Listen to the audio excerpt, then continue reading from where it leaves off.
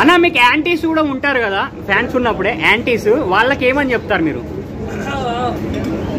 Antis అని ఉంటారు bro, నా ప్రకారంగా వాళ్ళు వాళ్ళ ఫేవరెట్ సపోర్ట్ చేస్తారు. సో అది కొంచెం నాకు యాంటీగా అంటే నేను వాళ్ళ సపోర్టర్స్ని కొంచెం గొడవ చేసినప్పుడు వాళ్ళకి నేను బ్యాడ్గా కనిపిస్తా. బట్ వాళ్ళకి నేనేం చెప్పాను, అది నాతో పాటు ఒక 10 days ఉంటే వాళ్ళకి నేనే ఫేవరెట్ అయిపోతాను. మరి మీ ఫ్యాన్స్ కి మీకు ఓటేసిన వాళ్ళకి ఏమని చెప్తారు? మీ ఫ్యాన్స్ కి మీకు ఓటేసిన వాళ్ళకి ఏమని చెప్తారు ఇన్ని డేస్? లవ్ యూ కాకుండా అదే వర్డ్స్ ఆలోచిస్తున్నా. ఇది కరెక్ట్. గుడ్ క్వశ్చన్ అన్న, ఇది చెప్పన్నా ఫస్ట్.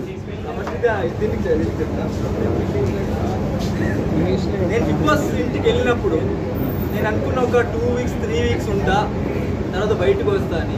ప్రతి వారం నామినేట్ అయినప్పుడు ఒక్కొక్కసారి సేవ్ అవుతూ వచ్చినప్పుడు నాకు ఎలా అనిపించిందంటే బిగ్ బాస్ ఇంటికి నేనే రాజా అనిపించింది. నాకు ఆ ఫీలింగ్ ఇచ్చారు నన్ను సేవ్ చేసి.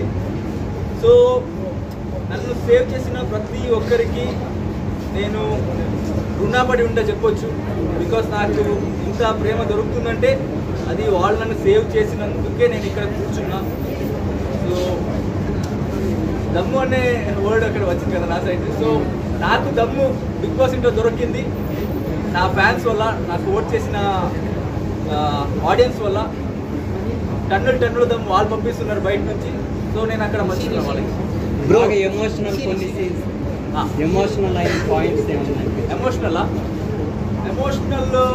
రీసెంట్గా మెగా చీఫ్ ఓడిపోయాను కదా, ఆ టైంలో చాలా ఎమోషనల్ అయినా. ఎందుకంటే అంతవరకు చీఫ్ అయితే బాగుంటుంది అనుకున్నా. నాకెందుకులే చీఫ్, నేనే బిగ్ బాస్ చీఫ్ అని ఉన్నా అక్కడ కూర్చొని. బట్ తర్వాత నా ఫ్రెండ్ వచ్చి, నా ఫ్యామిలీ వీక్లో వచ్చి చెప్పారు, ఫ్యాన్స్ చీఫ్ అవ్వాలని కోరుకుంటున్నారు, వాళ్ళ కోసమైనా చీఫ్ అవ్వాలి అని చెప్పారు. సో అప్పుడు నేను గట్టిగా అనుకున్నాను, చీఫ్ అవ్వాలి, ఈ వీక్ ఎలాగైనా చీఫ్ అవ్వాలనుకున్నాను.